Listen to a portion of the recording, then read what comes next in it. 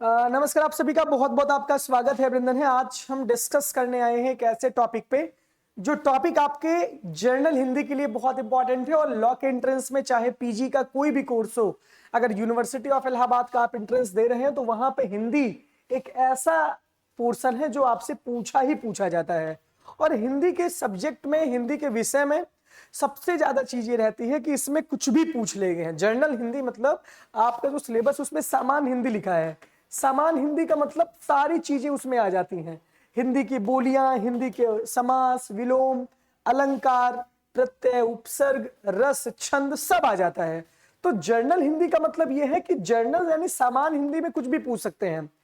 बहुत ज्यादा बड़े लेवल पे नॉर्मल चीजें ही पूछी जाती हैं, लेकिन ये जो है भाषा वाषा से भी रिलेटेड सवाल आ जाते हैं। परिभाषा नहीं पूछेगा आपसे, भाषा क्या है ये नहीं पूछेगा, भाषा के रूप आप भी नहीं पूछेगा, ये सारी चीज नहीं पूछेंगे। लेकिन संविधान की 8वीं अनुसूची में कितनी भाषाएं हैं ये आपसे जरूर पूछेगा।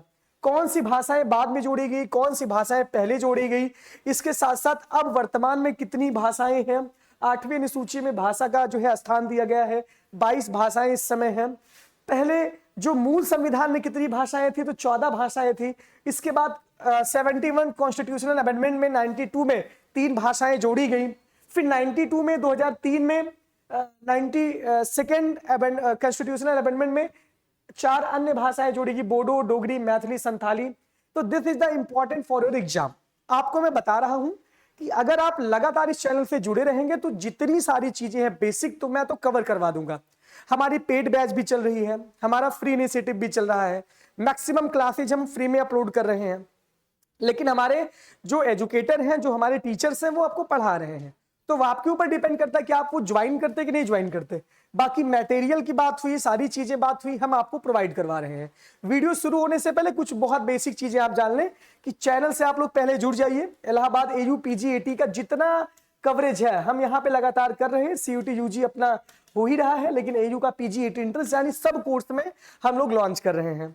दूसरी बात, इलाहाबाद यूनिवर्सिटी एक्सप्रेस नाम से हमारा टेलीग्राम चैनल है। इलाहाबाद यूनिवर्सिटी एक्सप्रेस नाम से टेलीग्राम है, XPREWS। इसका लिंक कमेंट बॉक्स में पिंड है, आप कमेंट बॉक्स के चेक कर लीजिए। हमारा इंस्टाग्राम, हमारा टेलीग्राम, सब कुछ आप ज्वाइन हो जाइए। और जिन बच्चों को पेड बैच लेनी है, यानी कॉमन पेपर जीएस की बैच चल रही है और उसके बाद सारे विषय की, और एलएलबी की बैच चल रही है। ये बैच जो है 499 रुपीज के, 499 रुपए का तो आप कुछ भी, लेकिन अगर हमारे टीचर्स पढ़ा रहे तो उनको भी तो कुछ देना चाहिए यार, ऐसा थोड़ी है। उसके बाद लॉ के लिए 999 की बैच चल रही है। ये इंपॉर्टेंट है कि लॉ का पोर्शन ज्यादा बड़ा है और बाकी सारे कोर्स की बैच चल रही है। चलिए, जिनको ज्वाइन करना है वो नीचे दिए गए नंबरों पे संपर्क करें।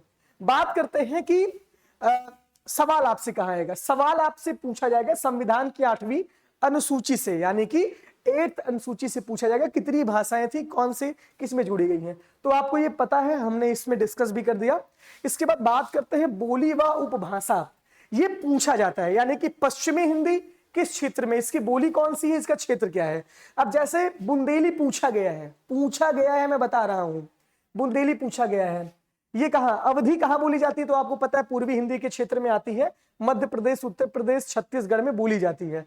अवध के हम लोग निवासी, मेरा भी घर सुल्तानपुर है तो हम अवध के ही हैं। पश्चिमी हिंदी की बात करें तो ब्रज भाषा, कन्नौजी, बुंदेली, बांगरू, खड़ी बोली, ये कहां बोली जाती है, ये हरियाणा, उत्तर प्रदेश में बोली जाती है। क्या, पश्चिमी बोली। देखिए, भाषा और उपभाषा में क्या अंतर है। बोली मतलब होता है किसी छोटे क्षेत्र में बोली जाने वाली जो भाषा होती है उसे बोली कहते हैं। जैसे अवधि हुआ, भोजपुरी भी एक तरीके से बोली ही कह सकते हैं, क्योंकि भोजपुरी जो है बोली ही है। बिहार में भोजपुरी बोली जाती है। अवधि में कैसे काव खाता है, काव करता है, कहाँ जाता है, या आवा, बहुत मारा बब्बत होगा, ना पढ़बा तो फेल हो जाबा, नंबर तो है बहुत कम आए, ये होता है अवधि। भोजपुरी अली गानी, का कहले बानी, मतलब अलग अलग तरीके से, मतलब हर होता नहीं कि किसी डिस्टेंस के बाद जाने के बाद अपने आप ही चीजें चेंज हो जाती हैं। जैसे जौनपुर की अलग भाषा होगी, सुल्तानपुर की अलग होगी, फैजाबाद की अलग होगी। तो अच्छा, हमारे जिले में भी भाषा चेंज है। 30-40 किलोमीटर जाने के बाद जैसे हमारे भाभी के यहाँ ना, जैसे कि बाटन ये बोला जाता है, वो ठीक बाटन, ठीक है, हाँ, ये सब सारी चीजें, तो इतना तो समझदार है। तो इस पोर्शन से सवाल आपके पक्का आएंगे, आपको पेपर में आपके सवाल मिलेंगे। पश्चिमी हिंदी जो उपभाषा किसे कहते हैं, अगर किसी बोली में साहित्य रचना होने लगती है और क्षेत्र का विस्तार हो जाता है तो वह बोली न रहकर उपभाषा बन जाती है। तो साहित्य की रचना तो हुई है, तो इस वजह से वह बोली नहीं उपभाषा होती है। पश्चिमी हिंदी के अंतर्गत ब्रज भाषा, कन्नौजी, बुंदेली, बांगरू, खड़ी बोली ये आती है। हरियाणा उत्तर प्रदेश में बोली जाती है।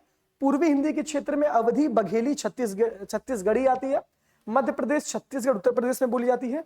बिहारी हिंदी, मैथिली, आज मिथिला नगरिया निहाल सखिया, चार दुल्हा में बड़का कमाल सखिया। तो मैथिली यानी जनकपुर कहाँ है आप जानिएगा, मैथिली। मगही भोजपुरी। राजस्थानी हिंदी में मेवाती, मालवी, मारवाड़ी, जयपुरी।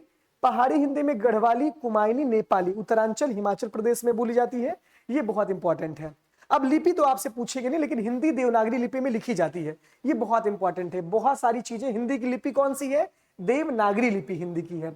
उर्दू फारसी में लिखी जाती है, बांग्ला बंगला लिपि में, अरबी अरबी लिपि में, अंग्रेजी रोमन लिपि में लिखी जाती है। बहुत आप अपने दिमाग में बैठा के रखिएगा। हिंदी है तो हिंदी मीडियम वालों के लिए भी हिंदी हिंदी में बोलेंगे, हिंदी वालों के लिए हिंदी बोलेंगे ही, तो मीडियम में कोई दिक्कत नहीं है। हम बात करते हैं यहाँ पे, अब यहाँ पे आपके कुछ सवाल आ जाते हैं कि सवाल आपको बहुत इंपॉर्टेंट है, सवाल का सॉल्व हम किस तरीके से करवाएंगे। अगर आप सवाल को देखिए, कब भाषा को स्वीकार किया गया, ये सारी चीजें आपकी सामान्य हिंदी में आ जाती हैं। तो अगर हम इसकी हम प्रैक्टिस करना चाहें तो आप प्रैक्टिस कर सकते हैं। तो अगर हम प्रैक्टिस की बात करें तो यहाँ पे हम प्रैक्टिस भी करेंगे। अब चल के हम सीधे प्रैक्टिस सेट पे आते हैं, आपको इसी के साथ प्रैक्टिस भी इसी में करवा देते हैं। जब आप सवाल जवाब प्रैक्टिस करेंगे तो आपको थोड़ा सा इसका जो है आइडिया मिल जाएगा। अब सबसे पहले बात करते हैं भाषाई आधार पर सर्वप्रथम किस राज्य का गठन हुआ था। तो कहां गठन हुआ था भाषाई आधार पर, इसमें आंध्र प्रदेश का नाम है, क्योंकि जब आप ये जानते हैं भारत की आजादी 1947 में हुई, संविधान 1950 में बना, यानी कॉन्स्टिट्यूशन 1950 में बना। कुछ समय बाद उसके बाद भी, जैसे सिक्किम बाद में ऐड हुआ, सिक्किम राज्य बाद में बना, सारी चीजों की बहुत सारे राज्य बाद में बने। तो दक्षिण और उत्तर में जो है, दक्षिण और उत्तर में जो है एक तरीके से दक्षिण वाली जो क्रांति स्टार्ट हुई थी वो भाषा के आधार पर ही विरोध होना स्टार्ट हुआ था कि हमें भाषाई आधार पे अलग कर दिया जाए। तो इस वजह से जो पहला राज्य बना वो आंध्र प्रदेश बना। अब ये कब बना ये आपकी जिम्मेदारी है, ये आप जो है इसको ढूंढ के लिखिएगा, अभी हो सकता आगे सवाल है। हिंदी भाषा की लिपि है कौन, अभी मैंने आपसे बोला देवनागरी लिपि है, ये आप ध्यान से देख लीजिएगा। गोवा की स्वीकृत भाषा, गोवा तो मैं अभी घूमने भी गया था, तो गोवा की भाषा कौन सी है, गोवा की भाषा कोंकणी, क्योंकि वहां पे कोंकणी कैंटीन में मैंने खाना भी खाया था, मेरे इंस्टाग्राम पे पोस्ट पड़ी हुई है, इंस्टाग्राम पे कोंकणी कैंटीन वहां बहुत फेमस है। वहां बड़े बड़े एक्टर जो गोवा जाता है कोंकणी में खाना जरूर खाता है। अब गोवा की राजधानी आप जो है पणजी होती है, आप जानते ही हैं गोवा की राजधानी है। और सबसे पहले जो अभी कहते हैं आर्टिकल 44 क्या है हमारा, समान नागरिक संहिता, यानी कि यूसीसी, हाँ भूल गया, एनसीसी बोल रहा था मैं, तो यूसीसी लागू करने वाला पहला राज्य कौन सा था, वो गोवा था। और गोवा कब बना ये आपकी जिम्मेदारी है, गोवा का राज्य का निर्माण कब हुआ, और वर्तमान में उसके कौन से मुख्यमंत्री हैं, प्रमोद सावंत शायद वहां के मुख्यमंत्री हैं। और दूध सागर झील कहाँ है, वो कहाँ है, गोवा में ही दूध सागर झील है, गोवा में मैं गया भी था। तो ये सारी चीजें एक साथ आपको इतनी चीजें कवर करनी है। कबीर दास की भाषा कौन थी, सदुक्कड़ी, कबीर दास की भाषा क्या थी, सदुक्कड़ी। वर्तमान हिंदी का प्रचलित रूप है, कौन सा वर्तमान हिंदी का प्रचलित रूप है, क्वेश्चन नंबर 5 में आप बच्चों देखिए, इसमें है खड़ी बोली। आजकल बहुत ज्यादा जो रचनाएं होती है वो खड़ी बोली में होती हैं। ये सवाल आपसे पूछे जाते हैं, ऐसा नहीं है कि सवाल बिना पूछे मैं आपसे सॉल्व करवा रहा हूं, क्योंकि बोली बोली तो पूछी जाती है और एक एक सवाल आपके पेपर के लिए इंपॉर्टेंट है। अगर आप कोई भी चीजें कवर कर रहे हैं तो इंपॉर्टेंट है। अभी तो मैं इसको सॉल्व करवा रहा हूं, बाकी जो भी बच्चे सवाल है वो पेड बैच में भी सॉल्व होंगे। इसके बाद हिंदी किस भाषा परिवार की भाषा है, अब ये बताइए आप हिंदी किस भाषा की भाषा है। क्वेश्चन नंबर 6 में क्या सवाल सही है, भारोपीय, यानी कि भारतीय और यूरोपीय हिंदी इस प्रकार की भाषा है। हिंदी आदि की जननी है, संस्कृत की जननी, देखिए संस्कृत भाषा से ही हिंदी भाषा का जो है क्या हुआ है, विकास हुआ है, यानी कि सभी भाषाओं की जननी कौन है, वो संस्कृत है। इसके बाद राजभाषा आयोग का प्रथम गठन कब हुआ था, ये आपकी जिम्मेदारी है। ये करंट के भी सवाल है, ये 1955 में राजभाषा आयोग का गठन हुआ था। अरबी लिपि लिखी जाती है, अरबी लिपि जैसे कि हम लोग ऐसे लिखते हैं ना, ये ऐसे लिखी जाती है, यानी कि दाएं से बाएं, दाएं से बाएं। अरबी लिपि क्वेश्चन नंबर 9 में हमारा है दाएं से बाएं। अरबी ऐसे लिखी जाती है, जब कभी भी अलिफ बे ते बकरिया दूध दे, बकरिया के दूध जो भी है। उसके बाद पंजाबी किस लिपि में लिखी जाती है? पंजाबी आप अभी अभी पढ़े थे, पंजाबी आप गुरुमुखी होगा शायद, इसमें पंजाबी किस में होगा? गुरुमुखी में लिखा जाता है। अब रोमन में कौन सा लिखा जाता है? देखो बच्चों, एक सवाल के साथ आप कई सवाल जरूर सॉल्व कर लीजिए, क्योंकि पीवाईक्यू बहुत इंपॉर्टेंट होता है। रोमन में इंग्लिश लिखी जाती है, देवनागरी में हिंदी, फारसी में क्या लिखी जाती है? फारसी में फारसी लिखी जाती होगी, जो भी होगा। गुरुमुखी के लिए पंजाबी होती है। सिंधी को 15वीं भाषा के रूप में कब मान्यता मिली? अब ये बताइए। ये जो है कॉन्स्टिट्यूशनल अमेंडमेंट है, क्योंकि मूल संविधान में 14 भाषाएं थी और अब संविधान संशोधन होता है और सिंधी को भाषा जोड़ दिया जाता है। और ये आपका सवाल नंबर 11 है, और सवाल नंबर 11 का मतलब ये है 1967 में अमेंडमेंट होता है और सिंधी को जोड़ दिया जाता है किसमें? 15वीं भाषा के रूप में। 8वीं अनुसूची में कितनी भाषाएं थी? 24। अभी कितनी है? 22 है। विश्व की सबसे प्राचीन भाषा कौन है? अब प्राचीन भाषा की बात पे हम डिस्कस करते हैं। क्वेश्चन नंबर 13 की बात करते हैं। इसमें आ जाता है सुमेरियन, सबसे इंपॉर्टेंट है। राजभाषा आयोग के प्रथम अध्यक्ष कौन है? बीजी खरे हैं, ये आप ध्यान से देख लीजिएगा। अगला सवाल आते हैं हम 15वें सवाल पे। भारत में सर्वाधिक बोली जाने वाली दूसरी भाषा कौन है? ये बहुत इंपॉर्टेंट है। अब ये आपको देखना होगा कि पहले तो हिंदी है, दूसरी है, अब इससे आप जगाएंगे कि जहां की संख्या ज्यादा हो, यानी कि किस स्टेट की संख्या ज्यादा है? ये यहाँ पे पश्चिम बंगाल, यानी कि बांग्ला जो है, बांग्ला इंडिया की सेकंड बोली जाने वाली भाषा है। पहली भाषा आपकी हिंदी है। देव भाषा कौन है? देव भाषा संस्कृत कही जाती है, देव भाषा। ब्रज भाषा किस लिपि में लिखी जाती है? अब ब्रज भाषा भी तो शायद यार देवनागरी में लिखी जाएगी, क्योंकि ये हिंदी की ही तो भाषा है। ब्रज भाषा जो है हिंदी की क्या है? उपभाषा है, बोली है शायद। ब्रज भाषा है, लेकिन इसका क्षेत्र अलग है। सर्वप्रथम भाषा का प्रयोग किस रूप में हुआ? शायद सांकेतिक या मौखिक रूप में हुआ होगा 18 नंबर सवाल में, क्योंकि लिखित रूप में तो भाषा का प्रयोग नहीं हुआ। 18 नंबर सवाल में आपका आ जाता है मौखिक भी। पहले लोग बोलना भी नहीं जानते थे ना, पहले सांकेतिक रूप से भाषा का प्रयोग हुआ। ये सवाल पेपर में आया है, मैं बता रहा हूं, ये बहुत इंपॉर्टेंट है। भारत की सबसे प्राचीन भाषा कौन है? संस्कृत भाषा भारत की सबसे प्राचीन भाषा है। क्वेश्चन नंबर 19 आपका है संस्कृत भाषा। और ये भारत की राष्ट्र भाषा नहीं, राजभाषा होगी यहाँ पे, क्योंकि राष्ट्रभाषा का नाम किसी को नहीं दिया गया है। हिंदी राजभाषा है। इसमें लिखने का ढंग कौन है? भाषा को लिखने का ढंग क्या है? लिपि, यानी शब्द बोले जाते हैं। व्याकरण भाषा के अंतर्गत आता है। वाक्य भाषा से के शब्दों का मेल एक होता है, तो लिपि में लिखी जाती है भाषा। भाषा साधक है किसका? अभिव्यक्ति का है, बोलने का, ज्ञान का, लिखने का, यानी कि इसमें अभिव्यक्ति में सब आ जाता है। लिखना भी एक प्रकार की अभिव्यक्ति है, ज्ञान भी एक प्रकार की अभिव्यक्ति का जो है माध्यम है, बोलना भी एक प्रकार की अभिव्यक्ति है। तो भाषा किसका रूप है? भाषा है किसका? अभिव्यक्ति का। पूर्वी हिंदी किस अपभ्रंश से निकली है? ये बहुत इंपॉर्टेंट है, ये सवाल कभी कभी मैक्सिमम पूछा जाता है। क्वेश्चन नंबर 23 की बात करें, पूर्वी हिंदी में पहला है शौरसैनी, दूसरा है महाराष्ट्री, तीसरा है आपका मागधी, चौथा है आपका अर्धमागधी। तो पूर्वी हिंदी निकली है अर्धमागधी के। ब्रज भाषा का विकास किससे हुआ है? अभी आपकी जिम्मेदारी है। ब्रज भाषा का विकास क्वेश्चन नंबर 24 में किससे हुआ है? शौरसैनी से ब्रज भाषा का विकास हुआ है। पद्मावत की भाषा क्या है? क्वेश्चन नंबर 25 में आप देखेंगे पद्मावत की भाषा क्या है? यह है अवधी भाषा में पद्मावत लिखा है। पद्मावत अवधी भाषा में लिखा है, ये मलिक मोहम्मद जायसी ने लिखा है, और ये पद्मावत अवधी भाषा में ही लिखा है। इसके बाद आधुनिक देवनागरी का प्राचीन रूप है, यह है ब्राह्मी, इसका आंसर है आधुनिक देवनागरी का प्राचीन रूप। देवनागरी लिपि में सुधारों का आरंभिक प्रयत्न किसने किया? क्वेश्चन नंबर 27 का हमारा मामला है, यह है बाल गंगाधर तिलक ने किया। भाषा की उत्पत्ति किस धातु से हुई है? भास धातु से हुई है। धातु भी पूछेगा, भाषा की उत्पत्ति किस धातु से हुई है?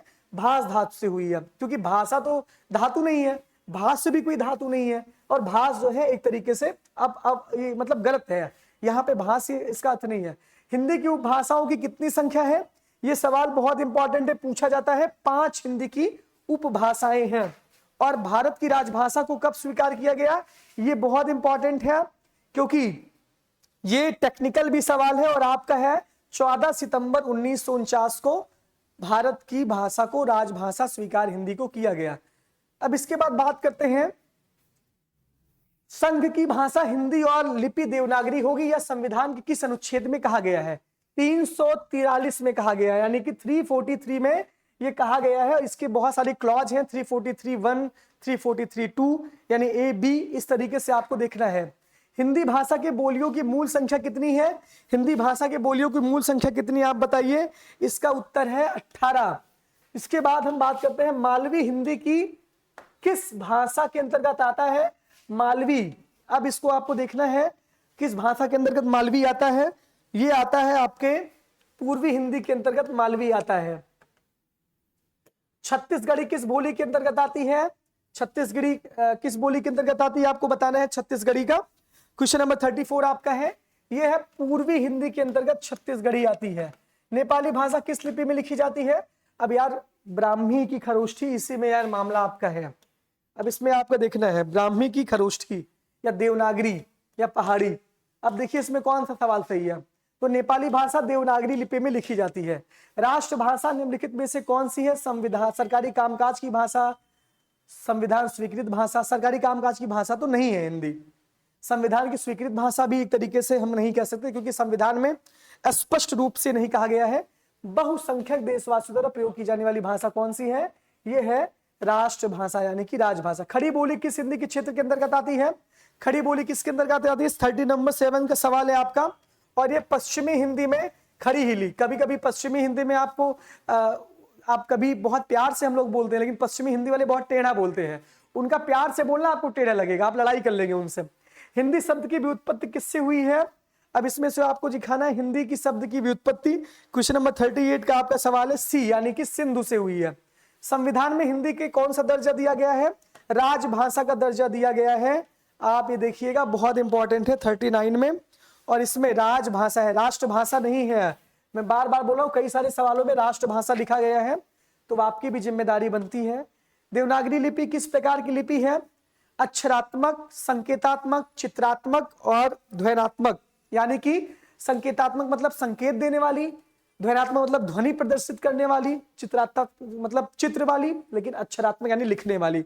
हिंदी लिखी जाती है, नेपाली लिखी जाती है, देवनागरी लिपि किसका रूप है, ये अक्षरात्मक है। किस राज्य की राजभाषा अंग्रेजी है, ये बहुत इंपॉर्टेंट सवाल है, 41 नंबर का सवाल है, और ये नागालैंड है। किस राज्य की भाषा राजभाषा अंग्रेजी है।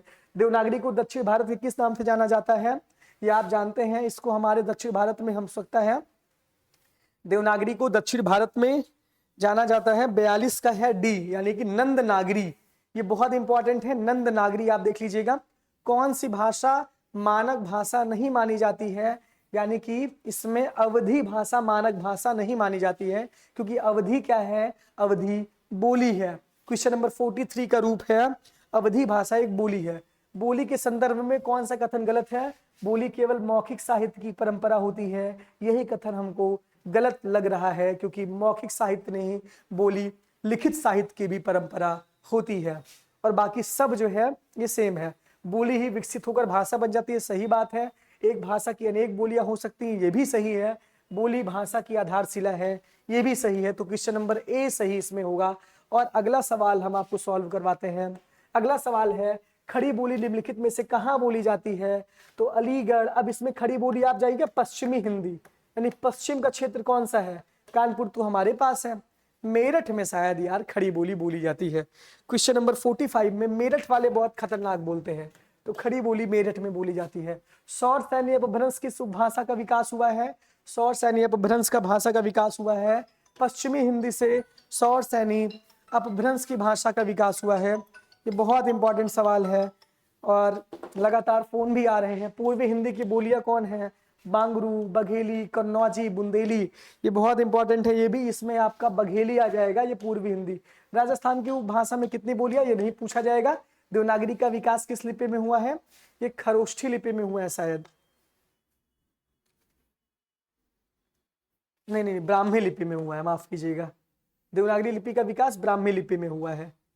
अब इसके बारे में थोड़ा पढ़ना पड़ेगा। खड़ी बोली का उद्भव अपभ्रंश किस रूप में हुआ है? खड़ी बोली का उद्भव अपभ्रंश हुआ है आपका सौर सैनिक का उत्तरी रूप। खड़ी बोली का सर्वाधिक उपयुक्त प्राचीन नाम है। अब इसमें आप देखिए कि खड़ी बोली का सर्वाधिक उपयुक्त प्राचीन नाम है क्या? रेखता। हिंदी साहित्य का इतिहास कितने कालखंडों में विभाजित है? तो 4 कालखंडों में विभाजित है। पृथ्वीराज रासो की रचना किसने की है? ये रचना की है किसने? इस किस भाषा में हुआ पृथ्वीराज रासो की रचना? क्वेश्चन नंबर 53, ये ब्रज भाषा में हुआ है। हिंदी साहित्य के आदिकाल को अपभ्रंश का काल किसने कहा है? ये हिंदी साहित्य में भी आ जाते हैं ए और बी, यानी कि धीरेन्द्र वर्मा और चंद्रधन शर्मा गुलेरी, ये सारी चीजें हैं। तो हिंदी का प्रथम कवि कौन है? अब इसको देखना है सर, इसमें हिंदी का प्रथम कवि 59 में आप आ जाएंगे। 59 के इसमें सरहपाद है। ये है हिंदी का प्रथम महाकाव्य कौन सा है? हिंदी का प्रथम महाकाव्य है आपका 58 कवि पृथ्वीराज रासो हिंदी का प्रथम महाकाव्य है। हिंदी की प्रथम साहित्यिक रचना कौन सी है? अब इसमें पृथ्वीराज रासो ही होगा, क्योंकि यहाँ पे प्रथम महाकाव्य है, तो इस वजह से पृथ्वीराज रासो ही आपका उत्तर सही प्रतीत होता है। चंद बरदाई का कृति पृथ्वीराज रासो। शुक्ल जी का प्रथम महाकवि किसने माना है? इसको चंद बरदाई को ही माना होगा शुक्ल जी ने, या तुलसीदास को माना होगा विद्या, क्योंकि देखिए कई सारे कंफ्यूजन यहाँ पर हैं। शुक्ल जी हिंदी साहित्य के विलन माने, मतलब खतरनाक तरीके से, लेकिन चंद बरदाई को ही इन्होंने माना है। क्योंकि पता है क्यों? क्योंकि चंद्र बरदाई प्रथम महाकाव्य पृथ्वीराज रासो है और शुक्ल जी ने चंद्र बरदाई को ही माना है। आदिकाल में खड़ी बोली की रचना किसने की? अमीर खुसरो ने ही की थी। ये सवाल कई बार पूछा जा चुका है आपके पेपर में, ये आया भी है। तो 59 सवालों की श्रृंखला आज हमने सॉल्व की और अभी इसमें और सारे सवाल हैं। तो ये सवाल मैं आपको बहुत ज्यादा नहीं है तो मैं इसको सॉल्व भी कर लेता हूं। तो हिंदी का प्रथम महाकाव्य कौन सा है? बड़ा महाकाव्य कौन सा है? कामायनी महाकाव्य है। जयशंकर प्रसाद द्वारा रचित कामायनी महाकाव्य है, जिसके कई सारे सर्ग हैं। उसमें चिंता सर्ग है एक, जिसमें मनु और इहा की बात की जाती है, तो कामायनी महाकाव्य है। पद्मावत भी महाकाव्य, लेकिन कामायनी महाकाव्य सबसे प्रथम बड़ा महाकाव्य, तो पद्मावत प्रथम बड़ा महाकाव्य है। कामायनी जयशंकर प्रसाद बाद में आए, जायसी पहले आए थे, तो ये ध्यान देना। 12 माला का वर्णन किस ग्रंथ में मिलता है? 12 माला का वर्णन किस ग्रंथ में मिलता है? क्वेश्चन नंबर 61, बीसल देव रासो। ये बहुत इंपॉर्टेंट है, यहां से सवाल हिंदी साहित्य के इतिहास में भी आपसे आता है। हिंदी गीत काव्य का जनक कौन था? गीतकार में विद्यापति बहुत गीत वीत गाते थे, तो हिंदी गीत काव्य का जनक कौन है? विद्यापति हैं। स्वयंभू, पुष्पदंत, सरहपा, विद्यापति हिंदी ये है। और अगला सवाल आपका है, हिंदी में सर्वाधिक बोली जाने वाली भाषा कौन है? हिंदी है भारत में। हिंदी भाषा का जन्म कहां से हुआ था? ये हुआ था, हिंदी भाषा का जन्म कहां हुआ? लौकिक संस्कृति से, कि ये अपभ्रंश से, हिंदी भाषा का जन्म अपभ्रंश से हुआ था। ये बहुत इंपॉर्टेंट है। भारतवर्ष अपने वर्ग में रखेंगे राजभाषा, और ये है निम्नलिखित कौन सी भाषा संस्कृत का अपभ्रंश है? संस्कृत का अपभ्रंश कौन सा भाषा है? क्वेश्चन नंबर 66 में आप आएंगे, तो ये है पाली जो है संस्कृत का अपभ्रंश है, और हिंदी जो है अपभ्रंश से हुई है शुरुआत। अधिकतर भारतीय भाषाओं में किस लिपि में हुआ है? खरोष्ठी लिपि में, शायद ब्राह्मी लिपि में शायद हुआ होगा, क्योंकि देवनागरी लिपि ब्राह्मी से हुई है, तो ब्राह्मी से ही हुआ होगा। 67 का डी है। यहाँ देखिए देवनागरी लिपि की लिपि पूछी जाएगी तो ब्राह्मी लिखना है आपको। किस अनुच्छेद में राजभाषा का प्रावधान है? 343 से लेकर के 351 तक। ये बहुत इंपॉर्टेंट सवाल है। भाषा के विकास का सही कालक्रम कौन है? ये अनुक्रम भी पूछा जाता है 69 नंबर में। और ये सारे सवाल आपके पाली प्राकृत अपभ्रंश हिंदी, अब हिंदी बाद में आ रहा, अपभ्रंश पहले आ रहा। अब आप एलिमिनेशन से भी लिख सकते हैं। देखिए एलिमिनेट करके, पाली पुराना है, एलिमिनेशन विधि बताते हैं आपको। मान लीजिए कि आपको कुछ नहीं आता है, सबसे आखिरी में देखिए कौन आया? हिंदी। हिंदी यहाँ पे लिखा गया है। उसके पहले हिंदी किससे निकली हुई है? अपभ्रंश से निकली हुई है। तो हिंदी के पहले जहां भ्रंश आएगा वही आपका सही सवाल होगा। तो हिंदी के पहले यहां भ्रंश आएगा तो ये सही होगा। संविधान के 351 में किस विषय का वर्णन है? संविधान के 351 में हिंदी विकास के लिए निर्देश दिए गए हैं। ब्रज भाषा कहाँ बोली जाती है? ब्रज भाषा बोली जाती है पश्चिमी हिंदी में। मगही किस बोली की भाषा है? मगही आपका 72 का डी है, बिहारी। क्या भाषा के आधार पर राज्यों का पुनर्रचना की गई? कब की गई थी? 1956 में शायद की गई थी। ये इंपॉर्टेंट है क्योंकि 1956 में भाषाई आधार पर राज्यों की संरचना की गई थी। किस तिथि को हिंदी को राजभाषा बनाने का निर्णय लिया गया? 14 सितंबर 1949 को लिया गया, ये इंपॉर्टेंट है। 8वां विश्व हिंदी सम्मेलन 2007 को आयोजित स्थल कौन सा है? ये आपका 75 नंबर सवाल है। इसका उत्तर है न्यूयॉर्क में। मौखिक भाषा की अभूतपूर्व इकाई क्या है? मौखिक भाषा की अभूतपूर्व इकाई क्या है? ध्वनि है। यानी कि ध्वनि सुनकर ही हम मौखिक रूप से जान सकते हैं। लिखित भाषा की आधारभूत इकाई क्या है? इसकी आधारभूत इकाई क्या है? वर्ण है। वर्ण से ही शब्द बनता है, शब्द से ही वाक्य बनता है। मानक हिंदी से क्या तात्पर्य है? मानक हिंदी से तात्पर्य है आपका 78 का ए, साहित्यिक पुस्तकों की भाषा ही मानक हिंदी है। किस पुस्तक ने हिंदी का सर्वप्रथम उल्लेख है? अब ये आपको देखना है किस पुस्तक में हिंदी का सर्वप्रथम उल्लेख है। अवेस्ता में। अपभ्रंश का दूसरा नाम क्या है? अपभ्रंश का दूसरा नाम होगा आपका अवहट होगा, क्योंकि अवहट अपभ्रंश। प्रथम विश्व हिंदी सम्मेलन नागपुर में भारत में कब आयोजित किया गया था? ये भी इंपॉर्टेंट है, लेकिन ये नहीं पूछा जाएगा इतना हार्ड। 14 जनवरी 1975। अपभ्रंश को पुरानी हिंदी किसने कहा है? ये इंपॉर्टेंट है, इसको होगा चंद्रधर शर्मा गुलेरी ने। भारत भाषा की सबसे बड़ी इकाई वाक्य होती है। वाक्य तो भाषा की सबसे बड़ी इकाई है ही है। 83 का आपका ए है। खड़ी बोली का दूसरा नाम है आपका कौरवी। भाषा के प्राचीन रूप से किस ग्रंथ में मिलता है? ये आपका आ जाता है भाषा का सी में, यानी कि ऋग्वेद में। भाषा का सबसे पुराना वेद कौन सा है? ऋग्वेद है। अब ये पूरा आपका बैच यहाँ पे, ये एक पूरा पोर्शन आपका मैंने खत्म करवा दिया। ऐसे ही कुछ कुछ लेक्चर हम पब्लिकली अपलोड करेंगे। बाकी हमारी बैच चल रही है 499 की और 999 में एलएलबी की, क्योंकि एलएलबी का पोर्शन बड़ा है। ये जीएस कॉमन पेपर की बैच है सभी बच्चों के लिए, जिसमें हम आपको journal awareness, current affairs, Hindi, journal English और रीजनिंग और मेंटल एबिलिटी के सवाल, यानी कि 5-6 पोर्शन हम आपको कवर करवाएंगे। जर्नल अवेयरनेस में सारे करंट अफेयर्स आ जाएंगे, जर्नल जीके में आपके विविध आ जाएगा, और जीएस के पोर्शन में हिस्ट्री, पॉलिटी, ज्योग्राफी और इकोनॉमी, ये सारी चीजें आ जाएंगी। तो आपको बिल्कुल भी परेशान नहीं होना है। बहुत बहुत धन्यवाद, बहुत बहुत आभार।